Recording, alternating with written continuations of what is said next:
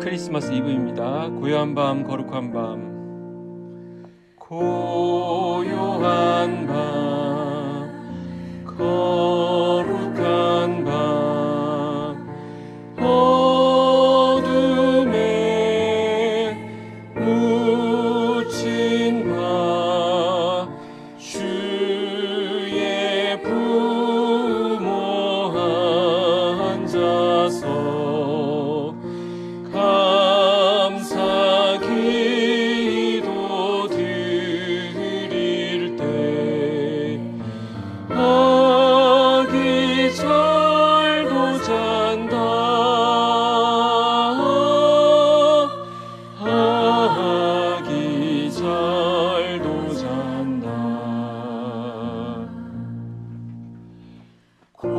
고요한 밤, 거룩한 밤, 영광이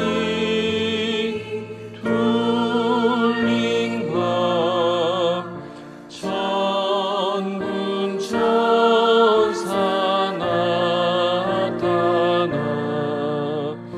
기뻐 노래 불렀네.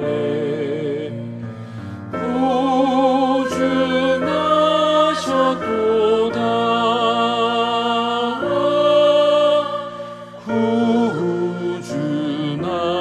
구주나셨도다. 아멘.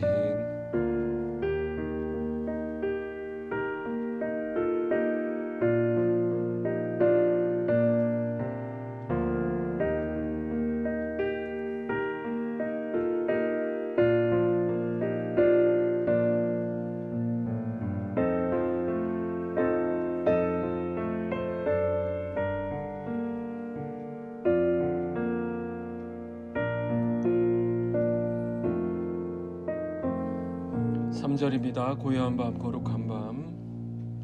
고요한 밤, 거룩한 밤,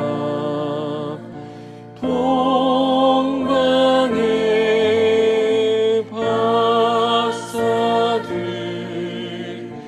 별을 보고 찾아와 울어 경배드렸네. 울어 경배 드렸네. 구주 나셨도다, 구주 나셨도다.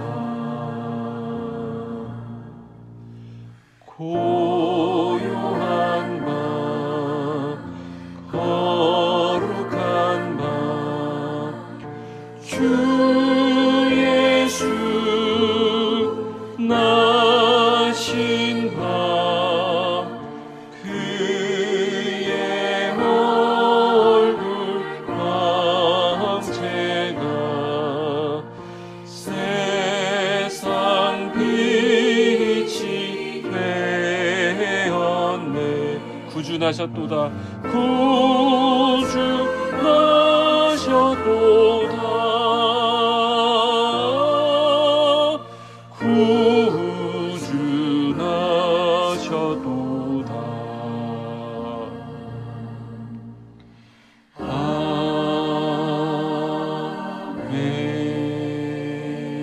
아멘. 오늘 말씀은 누가복음 2장 15절에서 20절까지입니다. 천사들이 떠나 하늘로 올라가니 목자가 서로 말하되 이제 베들레헴으로 가서 주께서 우리에게 알리신 바 이 이루어진 일을 보자 하고 빨리 가서 마리아와 요셉과 구유에 놓인 아기를 찾아서 보고 천사가 자기들에게 이 아기에 대하여 말한 것을 전하니 듣는 자가 다 목자들이 그들에게 말한 것들을 놀랍게 여기되 마리아는 이 모든 말을 마음에 새기어 생각하니라. 목자들은 자기들에게 이르던 바와 같이 듣고 본 그 모든 것으로 인하여 하나님께 영광을 돌리고 찬송하며 돌아가니라.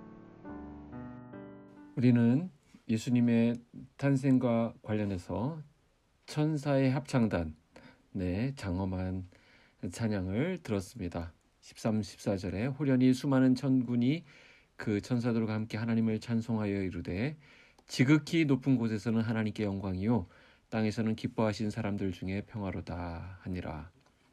호련히 수많은 천군 천사들이 나타났죠. 그리고 하나님을 찬송했습니다. 가슴 벅찬 감격의 순간이 아닐 수 없습니다.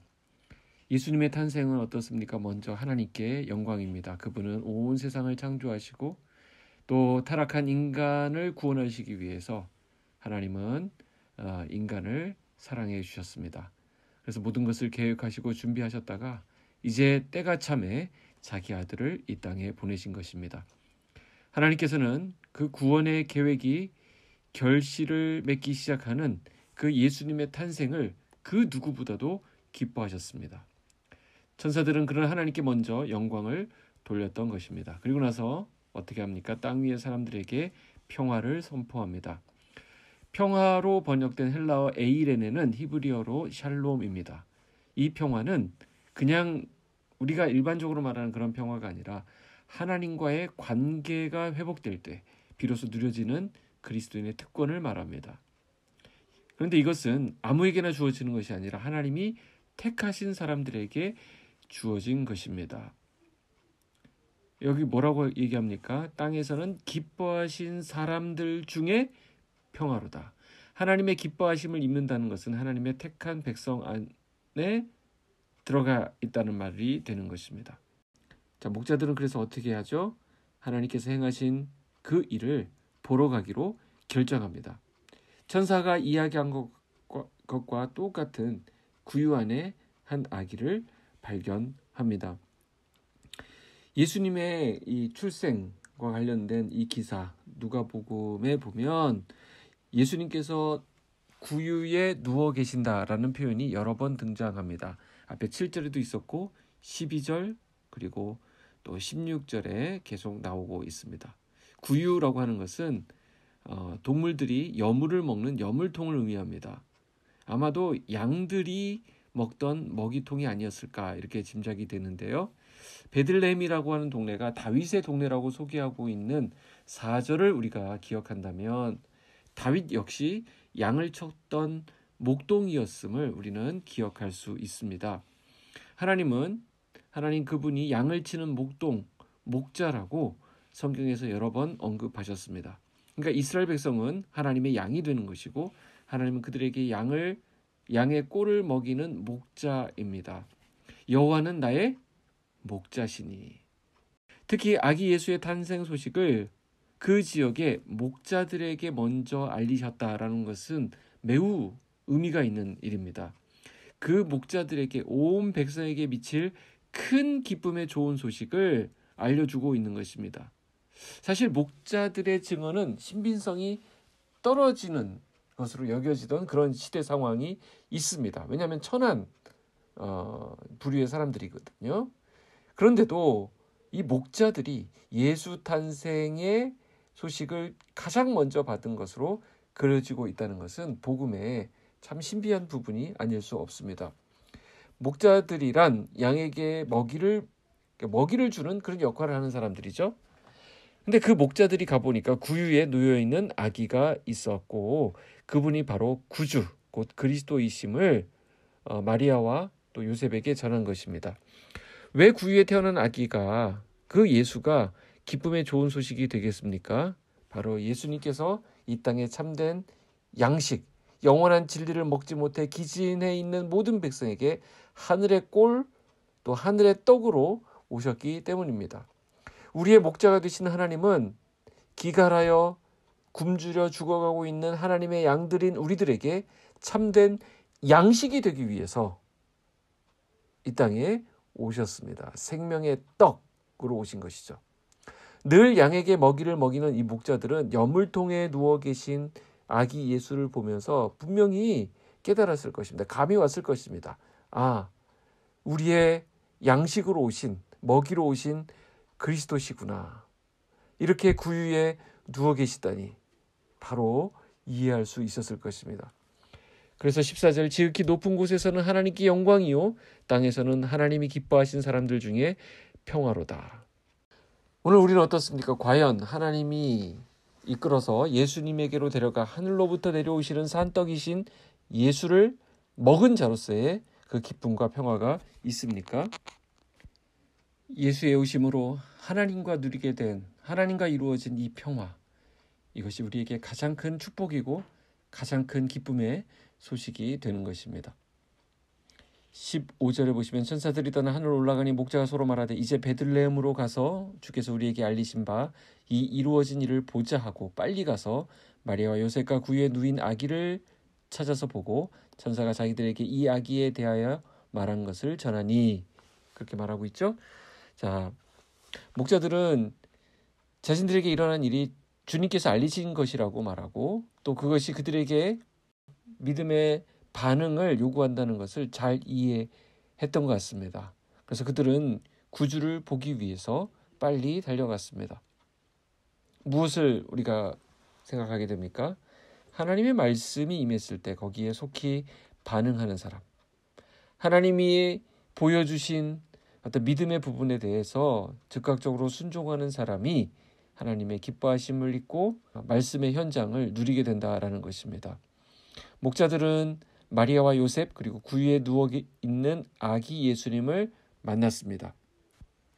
천사가 자기들에게 이 아기에 대하여 말한 것을 전했다, 이렇게 말하죠. 그렇게 했더니 어떻게 되었습니까? 놀라운 이 복음의 첫 증인이 되었습니다. 그래서 그 자리에 있던 모든 사람들은 목자들의 이야기에 놀랄 수밖에 없었습니다. 18절 보시죠. 듣는 자가 다 목자들이 그들에게 말한 것들을 놀랍게 여기되 마리아는 이 모든 말을 마음에 새기어 생각하니라. 자, 하나님의 말씀이 선포될 때, 하나님이 하신 일들이 전달될 때 이런 증언을 듣는 사람들에게 여러 가지 반응이 나타나는데 그 중에 하나는 놀라는 것입니다. 이들이 놀란 이유는 그리스도이시며 주가 되시는 그분이 이런 비천한 환경에서 태어났다는 것, 그리고 이러한 엄청난 소식을 겨우 목자들이 전해주고 있다는 것 때문에 그들은 놀랄 수밖에 없었습니다. 그러니까 이들이 보인 놀라움이라고 하는 반응은 하나님께서 원하시는 수준의 그런 놀람이 아닙니다. 사람들은 놀라는 데까지는 합니다. 아, 신기하다. 그런 일이 있었어? 아, 그랬구나 정도는 가지만 거기서 멈춰버린다는 것입니다. 그럼 마리아는 어떻게 합니까? 마리아는 이 사건들에 대해서 곰곰이 생각했습니다. 지금 자신에게 일어나고 있는 일, 자기에게 주어졌던 그 말씀이 성취되고 목자들이 전달해주는 천사가 전한 이야기를 마음속에 담아두면서 이 일에 대해서 지속적으로 숙고하고 생각하고 있음을 나타내고 있습니다. 목자들이 전해준 것을 들었던 사람들이 보인 18절의 반응과 또 마리아의 그 19절의 반응은 분명한 대조를 보이고 있습니다. 오늘날 성경을 통하여 하나님의 말씀을 접하는 우리 또한 그저 놀라움 정도, 그 놀랍다, 그리고 거기서 끝. 우리는 너무 잘 이렇게 까먹는 것 같습니다. 하나님 말씀을 우리 안에 계속 생각하고 새기고 암송하고 묵상하고 하여서 그 말씀이 나의 생각과 내 하루의 삶과 내 모든 가치관을 주장하실 수 있도록, 그래서 모든 결정의 순간에 하나님의 말씀이 일하실 수 있도록 하는 것이 말씀을 들은 사람들의 정확한 태도가 되겠습니다. 마지막 20절을 보시면 목자들은 자기들에게 이르던 바와 같이 듣고 본 그 모든 것으로 인하여 하나님께 영광을 돌리고 찬송하며 돌아가니라. 천사를 통해 주어진 하나님의 메시지는 그대로 이루어졌습니다. 그 광경을 목자들은 눈으로 똑똑히 보게 되었죠. 하나님께서 하신 일들에 대해서 그래서 그들은 영광을 돌리며 찬송할 수밖에 없었습니다. 또한 그들은 자신들이 이러한 사건에 동참하게 된 것을 아주 기쁘게 생각하며 그들의 자리로 돌아갔습니다. 오늘 예수님의 성육신 사건, 예수님이 이 땅에 오신 성탄의 내용은 가장 존귀한 분이 얼마나 우리를 위해 낮아지셨는지를 잘 보여줍니다. 높고 높은 곳에 계신 그분, 얼마나 겸손하게 이 세상에 오셨는지를, 또한 하나님의 놀라운 구속의 역사를 우리 가운데 어떻게 펼치셨는지를 오늘 생생하게 보여주고 있습니다. 그 예수님을 믿고 따르는 우리들은 어떻게 되겠습니까? 우리 역시 자기를 부인하고 낮아짐과 섬김의 모습을 통하여 예수님이 걸어가신 그 순종과 겸손의 길을 따라가는 우리 모두가 되었으면 좋겠습니다. 기도하겠습니다. 하나님 아버지 감사합니다. 오늘 말씀을 통하여 또 성탄의 의미를 새기게 하시니 감사를 드립니다. 화려한 궁궐이나 성전에 찾아오신 것이 아니라 일터에서 참으로 하루 생계를 책임지며 힘겹게 살아가고 있는 목자들에게 나타나셔서 천군 천사들의 합창으로 하나님 영광을 보이시고 또 이 성탄의 기쁜 소식을 전하는 메신저로 목자들을 불러주신 하나님의 그 놀라운 비밀과 경륜을 찬양합니다. 하나님 우리의 삶의 자리에서 하나님을 전하고 하나님을 목도하고 하나님을 경험하는 은혜가 있게 하여 주시옵소서. 낮은 곳에 임하시는 주님과 같이 우리도 마음을 낮추어서 다른 사람을 섬기는 자리에 있게 하여 주시고 나보다 남을 낮게 여기는 그 깊은 영성이 우리 삶 속에서 체휼되게 하여 주시옵소서. 하나님 우리가 한번 듣고 놀라고 끝나는 것이 아니라 마리아처럼 마음속에 새기고 묵상하고 깊이 두어서 매 순간순간 우리 예수 그리스도를 진실되게 만나는 복된 그리스도인들 다 되게 하여 주시옵소서. 오늘 하루의 삶을 주님께 의탁합니다. 기쁜 성탄을 허락하신 하나님을 찬양합니다. 예수님의 이름으로 기도하옵나이다. 아멘.